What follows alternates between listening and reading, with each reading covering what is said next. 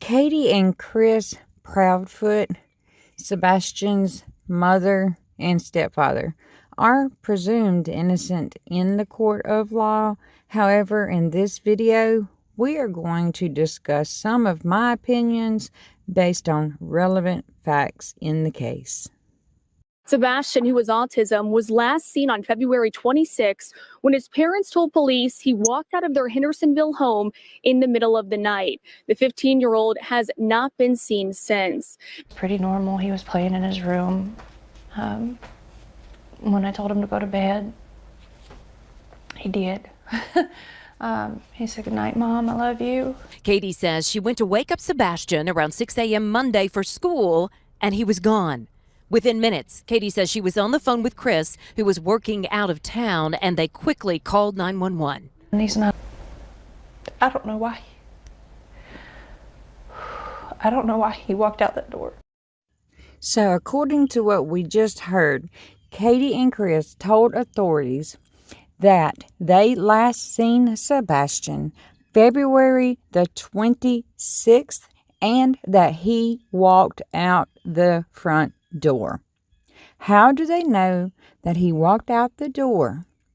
And also, if they last saw him on the 26th, that was Monday, so they would have had to have seen him after midnight. Chris does say that Sebastian went missing between midnight and 6 a.m., but he doesn't say they actually saw him during that time. Katie says she last saw him at 9 p.m. on the 25th when he went to bed, right? But here we learn that they last saw him after midnight on the 26th. What is the reaction to the fact that somehow his image hasn't been captured on any video anywhere? I know that it was very dark that night. I mean, it gets dark around here at night in general, but so far we haven't found him on any camera footage to prove where he's at or where he's gone. Asking everybody and anybody that has cameras, trail cams, stores, to check. She said so far there are no cameras to prove where he went. That sounded to me like she knows where he went. She just needs to prove it, possibly. I don't know. It kind of sounded weird. He said, "What do you mean you can't find him?" I said, "He's not in the house."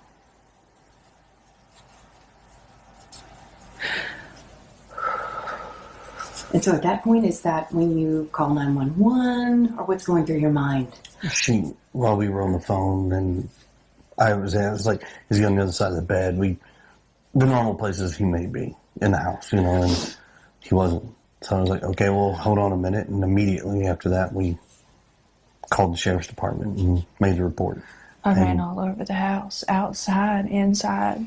I looked in every closet. Within minutes, they were here. They responded within minutes, and here we go. So you said you were on...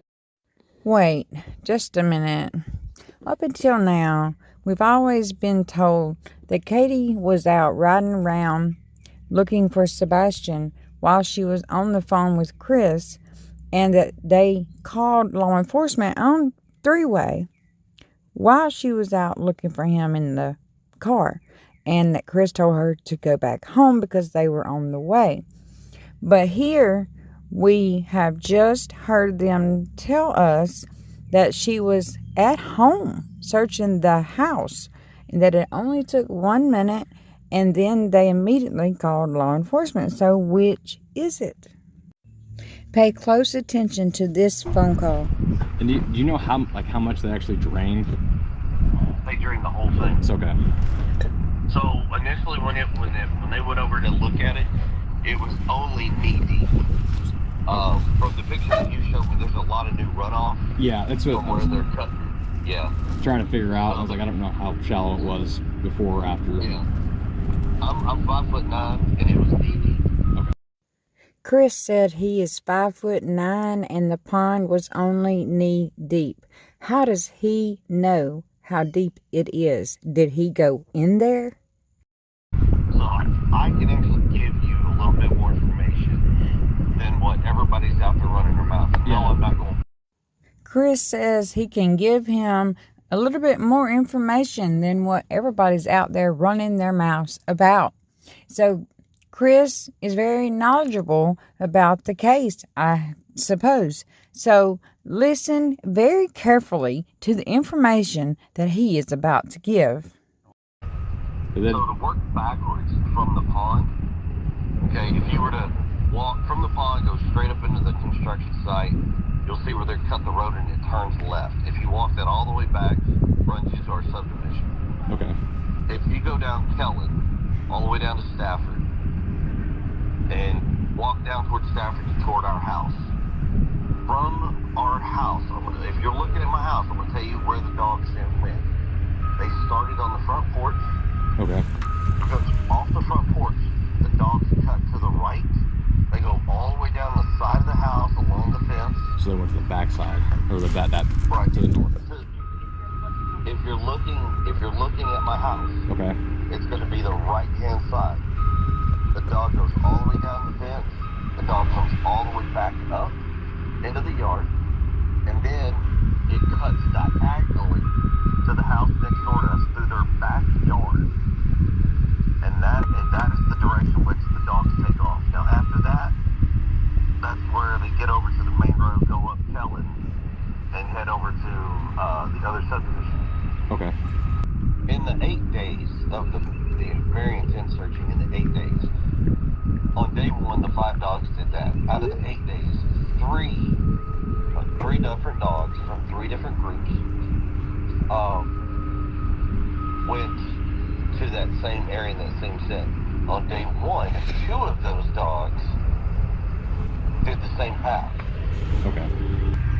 From what I was told, that's why I was like, well, there we go, folks. That's why out of all the dogs, there was at least 3 consistent hits that do that Right. path. Wow, I'm a little speechless.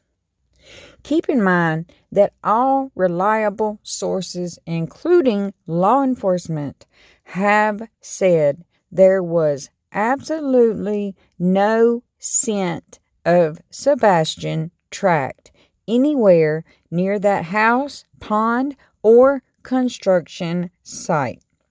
However, you just heard Chris Proudfoot on a phone call with Narked Divers, giving him a little more information, as he puts it, than other people are out there just spreading around.